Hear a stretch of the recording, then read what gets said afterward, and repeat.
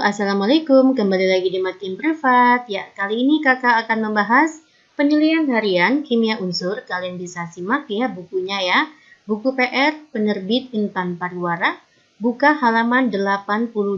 Kita belajar bersama ya. Nomor 1, langsung saja. Pasangan data yang berhubungan dengan tepat ditunjukkan oleh angka. Ya, ini berarti artinya ya, maksudnya tuh apakah unsur barium itu berada di barit gitu ya guys? Ya betul ya.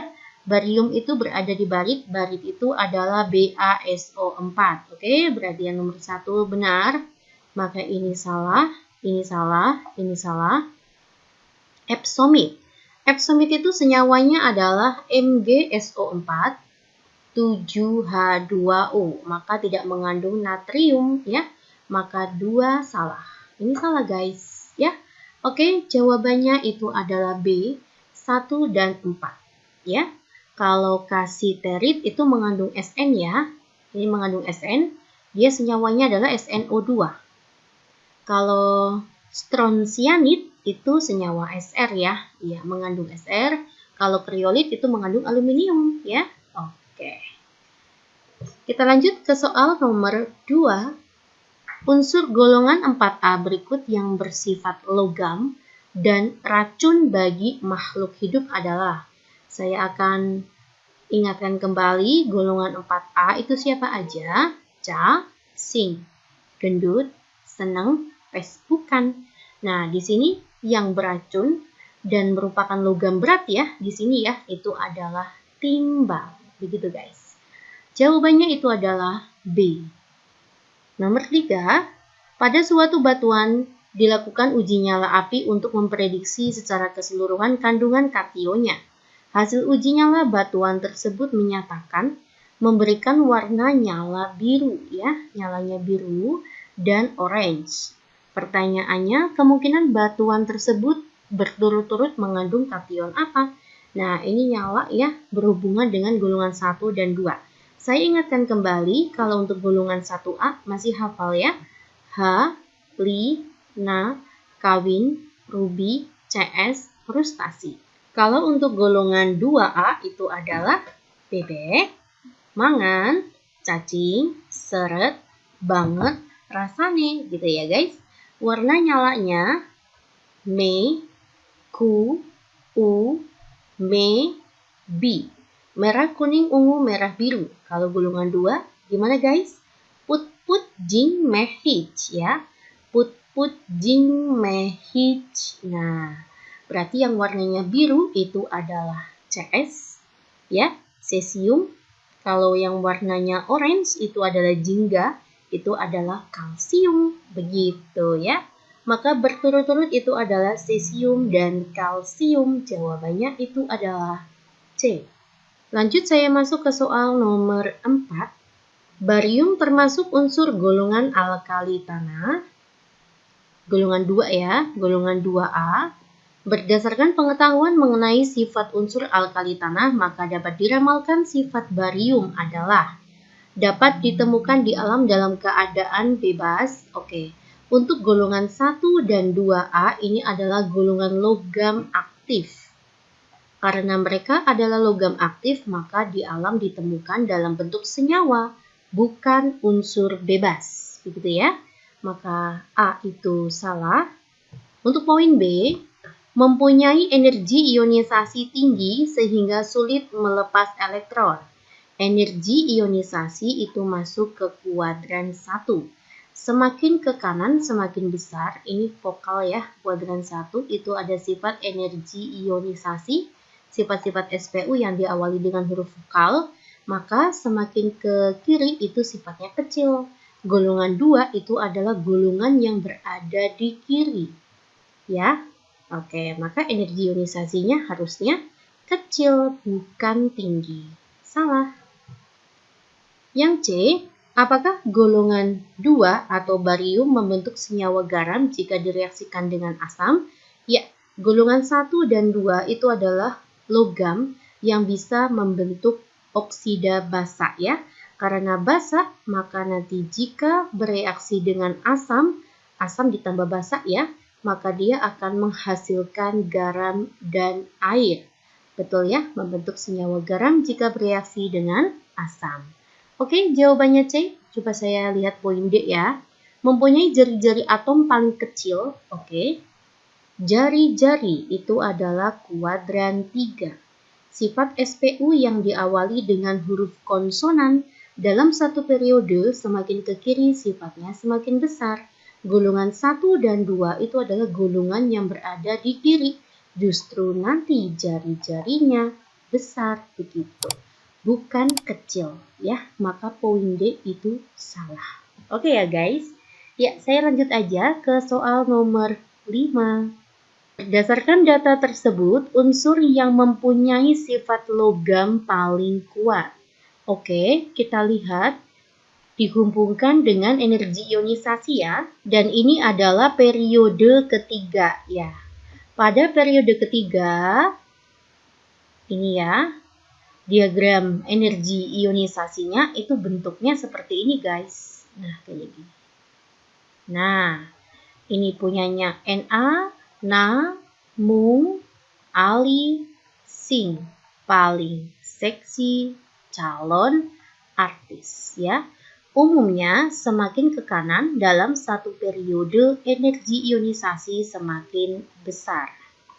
Semakin ke kanan ya, semakin ke kiri energi ionisasi dalam satu periode itu semakin kecil. Nah, pertanyaannya apa nih? Logam. Oh, logam. Yang ditanya tuh logam ya. Maka dari itu kita bisa tahu ya, Na itu paling kecil. Kita urutkan EI yang paling kecil itu mana, Dek? Itu adalah 496 ya. Maka Na itu kemungkinannya adalah T. Dilanjut dengan Mg. Mg dengan Al itu Mg lebih besar ya. Maka saya akan masuk ke 790 terlebih dahulu. Ini berarti ada R. Ini adalah Mg. Lalu ada 739 turun ya. Di sini ada Al. Maka Al itu adalah S. Lanjut, semakin Si itu semakin tinggi. Maka ini ya. Si, silikon, itu dianggap sebagai Ki. Kita lanjut ke sana ya. Ke atas ya. Maka P itu adalah P. Tanpa Mbak mengetahui itu energi masing-masing unsurnya, ini hanya diprediksi aja ya. Nah, pertanyaannya, manakah logam yang paling kuat? Logam yang paling kuat, logam adalah sifat SPU yang diawali dengan konsonan. Masuk ke kuadran 3. Begitu kan ya guys, kalian harus belajar ini. Sifat logam ya diawali dengan huruf konsonan. Dalam satu periode semakin ke kiri itu sifatnya semakin besar. Maka logam yang paling kuat itu adalah T. Begitu ya. Oke, jawabannya itu adalah E. Kita lanjut ke soal nomor 6. Potensial elektroda halogen dinyatakan dengan reaksi X2 plus 2E menghasilkan 2X-min. N0-nya itu adalah A volt. Harga potensial elektroda F2 sampai dengan I2. Oke, ini berarti F2F, Ferri, celutak, berangasan, ilate. Begitu ya, ini berarti dalam satu golongan. Nilai N0-nya sudah ada ya, ini golongan 7A. Pernyataan yang benar tentang unsur halogen. Daya reduksi itu sama saja dengan reduktor. Ya, maka reduktor itu adalah sifat SPU yang diawali dengan konsonan. Sifat SPU yang diawali dengan konsonan itu masuk ke kuadran 3. Di sini ada reduktor. Dalam satu golongan, kita sedang fokus golongan 7 ya. Semakin ke atas itu semakin kecil, semakin ke bawah besar, semakin ke kiri besar ya. Maka reduktor yang paling kuat itu mana? Yang bawah, ini yang bawah. Semakin ke atas semakin kecil. Berarti harusnya yang paling kuat itu adalah I-min. Di sini ya. Saya tuliskan di sini ya. Maka reduktor yang paling kuat itu harusnya I-min, lebih kuat dari Br-min, lebih kuat dari Cl-min, lebih kuat dari F-min. Oke, maka A itu adalah pernyataan yang salah.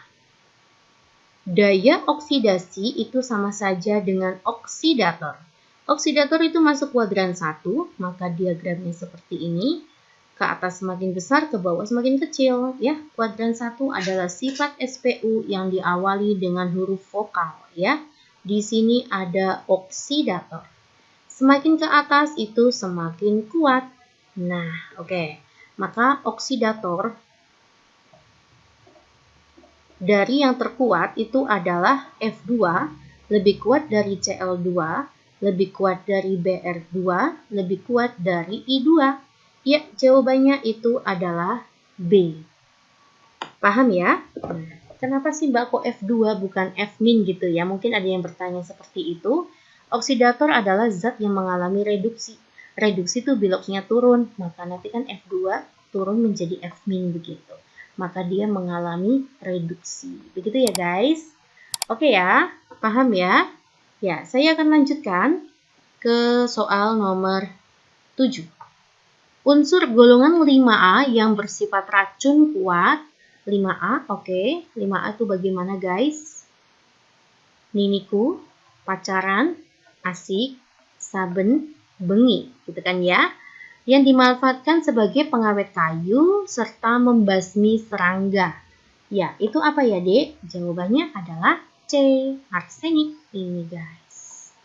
Oke ya, saya lanjut aja ke soal nomor 8. Sifat unsur kalium. Kalium itu adalah unsur golongan 1A. Ditunjukkan oleh angka.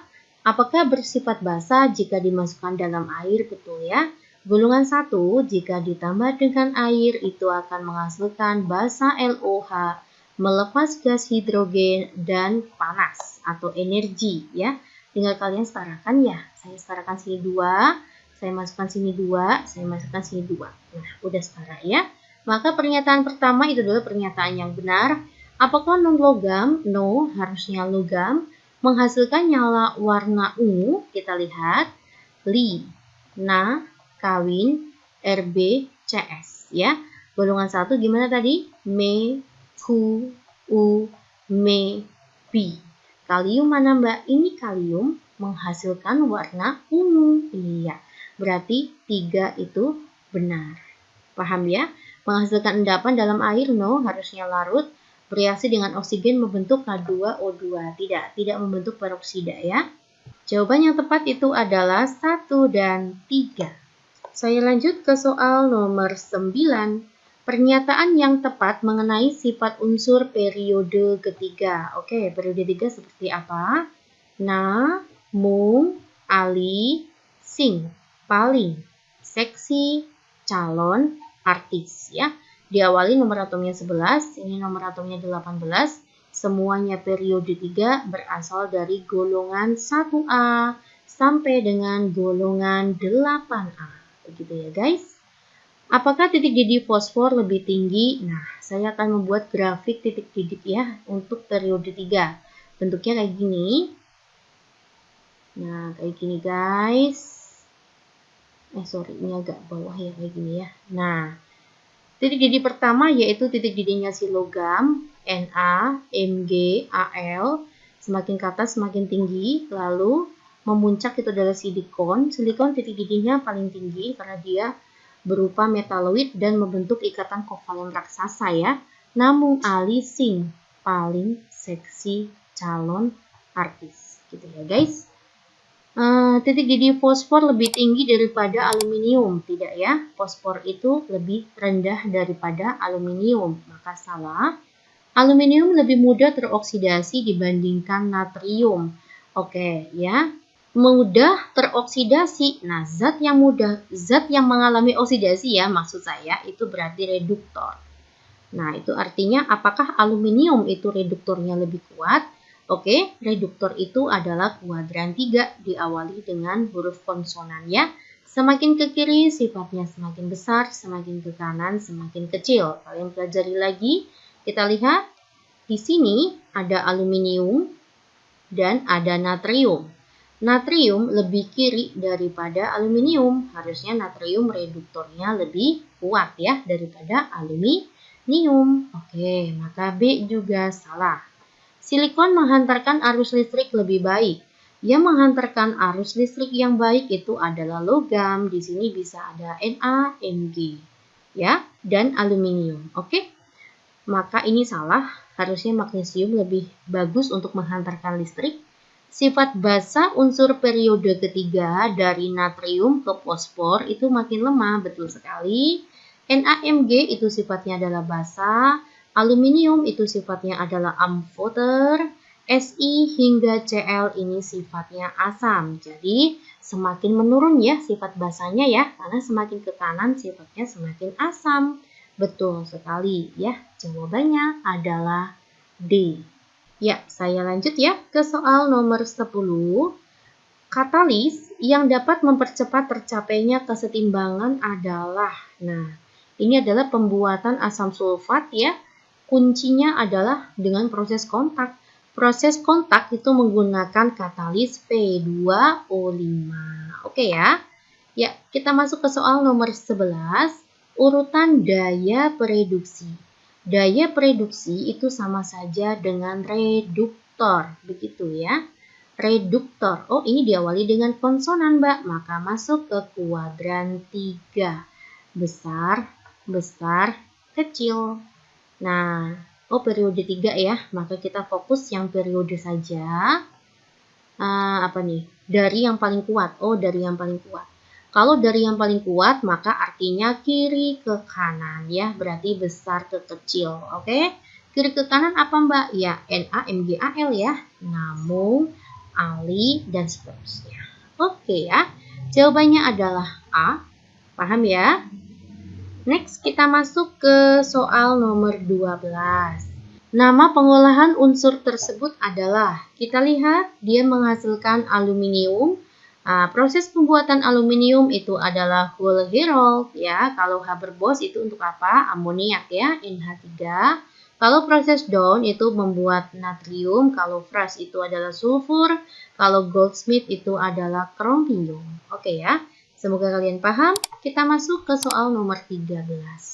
Titik didih unsur periode ketiga makin besar dari natrium hingga silikon. Tadi saya sudah gambarkan ya.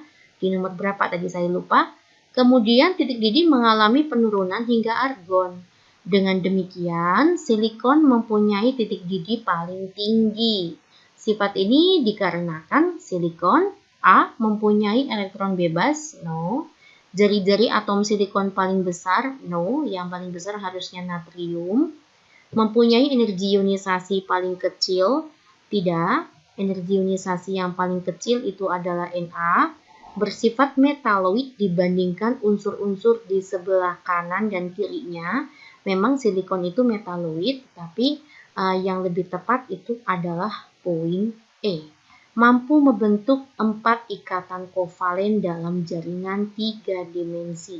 Maksudnya kayak gini ya, setiap satu silikon itu akan mengikat 4 atom silikon lainnya. Inilah yang dikatakan ikatan kovalen raksasa. Loh ini baru ngikat kayak gini lagi Mbak. Nah, ini kan Pak. Nah ini baru ngikat 2 kaki Mbak, makanya lagi kayak gini. Si, sini ada Si, dan seterusnya. Begitu ya guys. Ada gambaran ya. Next, saya masuk ke soal nomor 14. Hubungan yang tepat antara periode 3 dan kegunaannya. Saya langsung aja ya, saya jawab adalah E. Kenapa E? Cl sebagai pemutih pakaian. Kalian bisa lihat di pemutih pakaian, kandungannya adalah NaClO ya. Oke, nomor 15. Pada umumnya, unsur transisi bersifat paramagnetik. Sifat paramagnetik ini ditentukan karena adanya elektron tunggal pada subkulit D atau pada orbital D ya. Iya. Jawabannya itu apa? Ini F bukan. Elektron berpasangan, no. Maka jawabannya elektron tidak berpasangan atau elektron tunggal pada subkulit D. Iya, jawabannya adalah E.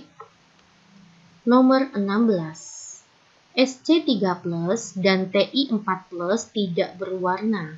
Syaratnya berwarna pada periode 4 itu adalah adanya elektron tunggal atau elektron yang tidak berpasangan ya pada orbital D. Sama aja kayak tadi alasannya poin 15.